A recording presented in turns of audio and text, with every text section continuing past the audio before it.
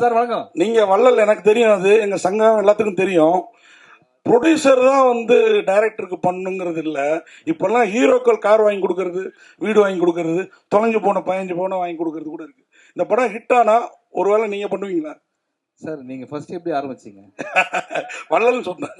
அதை நான் பண்ணும்போது உங்கள்கிட்ட என்ன சொன்னேன், நீங்க வெளியில சொல்லவே கூடாதுன்னு சொன்னேன். நீங்களே சொல்லலாமா? ஓகே.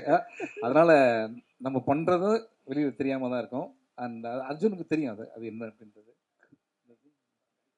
வாழ்த்துக்கள் சார். இல்ல நீங்க கேட்டது என்னோட அவர் ரொம்ப ஹாப்பி. என்னன்னா இப்ப இங்க ஒரு 15 ஹவர் இங்க ஒரு 15 ஹவர் அந்த மாதிரி பிளான் பண்ணிருக்காரு. இல்ல ப்ரொடியூசர் எந்த அளவுக்கு உஷார் பாருங்க. 13 வருஷத்துக்கு முன்னாடி தங்க எந்த வேலை இருந்தா அதை போட்டு வாங்கி கொடுத்துடலாம் சார் அப்படின்றாரு. சார் கொஸ்டின் சாருங்க சார், சிவா சார். ஓ, ஒரு ஃபங்க்ஷனில் ஒரு நடிகரை பற்றி சூப்பர் ஸ்டார்னு சொன்னதுக்கு பெரிய சர்ச்சை ஆயிடுச்சு. ஆனால் உங்களை வந்து அகில உலக சூப்பர் ஸ்டார்னு சொல்கிறாங்க. ஆனால் எந்த சர்ச்சையுமே வரமாட்டேங்குது. இதுக்கு என்ன காரணம் சார்? நீங்கள் ஏதாவது தாஜா கஜா பண்ணி வச்சிருக்கீங்களா? இல்லை இந்த சர்ச்சை வரலன்னு வருத்தப்படுறீங்களா? ஆமாம், வருத்தப்படுறேன் சார். சர்ச்சை வரலன்னு சொல்லிட்டு வருத்தப்படுறேன்.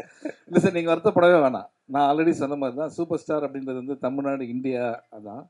நம்ம இந்த எர்த்து கேலக்ஸி அந்த அந்த பிளாக் ஹோல் அந்த மாதிரி போயிட்டோம் நம்ம. ஸோ அதனால் வந்து நம்ம வந்து அகில உலக சூப்பர் ஸ்டார் ஒரே ஒருத்தர் தான் ரவுண்டில் ரேஸில் ஓடிட்டு இருக்காரு. அவர் தான் லாஸ்ட்டு, அவர் தான் ஃபர்ஸ்ட்டு. இனிமேல் இன்னொருத்தர் வரவே முடியாது. ஓகேங்களா? வாழ்த்துக்கள் சார். Thank you sir, thank you.